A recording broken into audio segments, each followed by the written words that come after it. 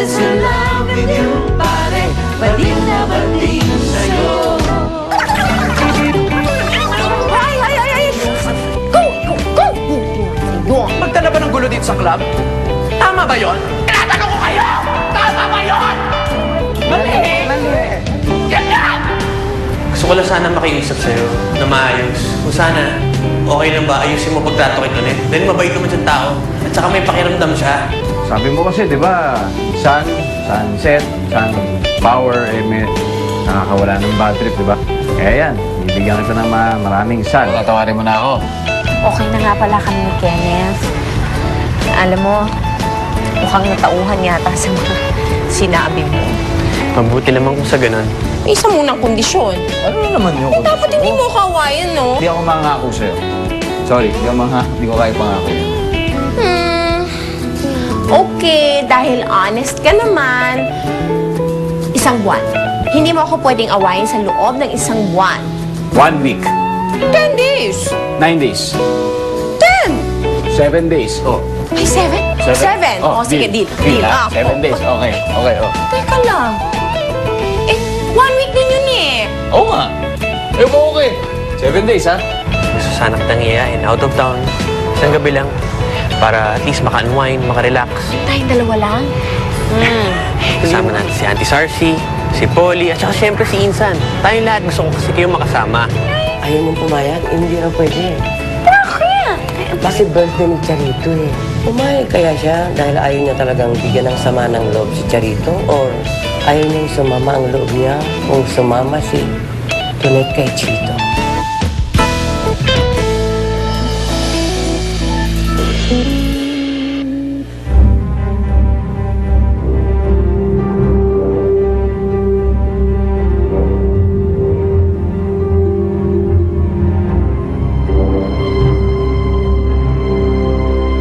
Ito, bagay sa'yo. Ayan.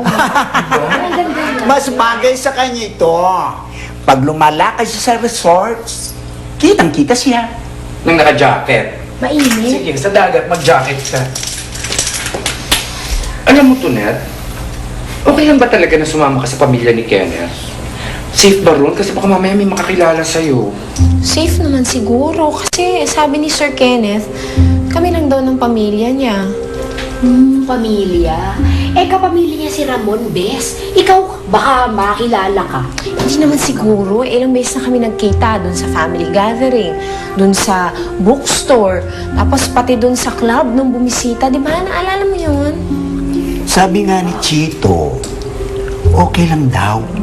Basta't lagi siya naka-makeup at naka-gets up. Okay lang. Gets Gusto nga sana ng Auntie Sarcy mo na isama si Chito para mapanatag yung loob niya eh. Kaso hindi naman po pwede yun, no? Actually, malungkot nga tong si Chito. Kasi may plano pala siya para sa atin. Yun nga, gusto ko sana mag-sorry. Kasi nag-cancel ako, di ba? Hayaan niyo, babawi na lang ako next time. Next time lang tayo mag-outing. Okay lang yun, Tonet. Naiintindihan ka naman namin eh. Yan, suot mo. Itim, hindi bagay sa... Para hindi ka makita sa resorts. Kita ko lang ang kasya dito. Basta okay na lang, di siya sumama. Nangyari? Ano ba yung nagmusal nung siligang mix? Awesome. Gali. Pero dapat yung lagi akong Tonet. Bakla!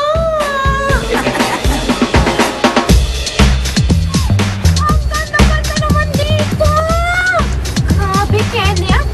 Sa inyo to, sir? Hindi, kaila pa pa. Ibig nga sabihin sa inyo nga, oh! Ay! Oh, di ba? Ang ganda-ganda! Diba? In fairness talaga sa mga sosyal. Sayang naman, walang nakatera dito. Kaya nga rest house, di ba? Pinupuntahan lang tuwing bakasyon. Kadalasan mga ipis lang nandito siguro. Grabe, ibang level talaga kayo, no? Pero hindi ka nga nagbibiro. Diyan tayo titira. Pero parang di ba, parang ngayon ka lang nakita rest house. Ano ka ba? Ako naman, excited lang ako kasi first time kong makakatapak sa rest house na maganda, no? Ganon? Toret, gusto ko mag-enjoy ka dito, ah. Para naman makabawi ako sa'yo. Ay, bakit ka nanununto? Kaya bumabawi ka na nga eh, oh. Oh.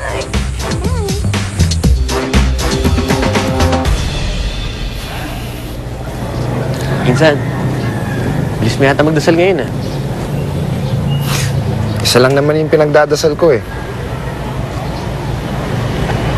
Si Tonet.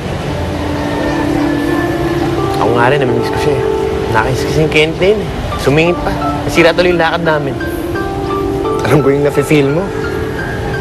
Yung umaasa ka pero may sumingit. Alam mo yun? Nakakainis. May umepal pa kasi. May nanulot pa kasi. Pinsan, maraming salamat ah. Pati ikaw nagagalit kay Kenneth sa ginawa niya sa akin.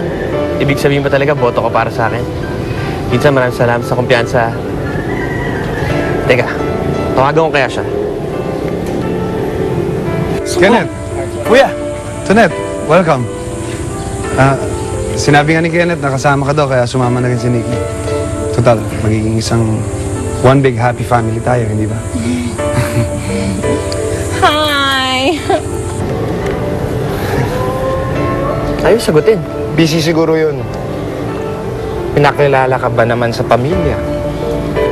Pinakilala ka pang syota? E di syempre, nakikihalubilo pa rin yun doon.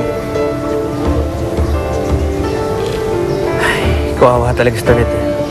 Kailangan talaga masolve na ito yung kasong to eh. Nakakaawa, kailangan pa niya magpanggap na bading na syota ni Kenneth. Kailangan solve ko na to para matapos na ang problema niya. Ako rin naman eh. Ayoko magpanggap si Tonet. Pero ganyan yung inisip ko. Kung kaya't tinawag kita. Hindi ka nagkamali sa pagtawag sa akin, pinsan. Ako ang bahala sa kasong ito. At pag nasolve ko na tong kasong to, liligawan ko si Tonet. Pag sinagot niya ako, inuman tayo ah. Iinom talaga ako pag nangyari yun. Ano ka mo? Papakalasing ako. Ha? Hindi! Mag-celebrate na tayo! Tara, pinsan! Okay.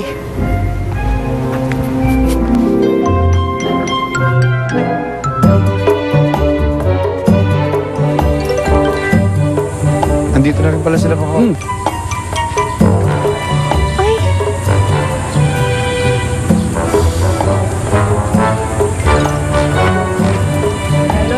Hello! Hello po. Nahihiya ako.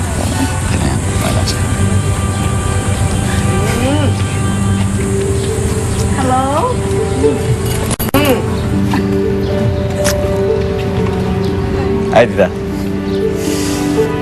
Beautiful place. Hello Si- po. Ako po si Tonet. Alala niyo po.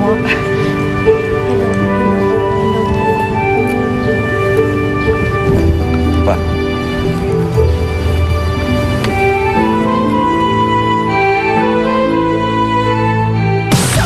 Real Leaf with delicious honey.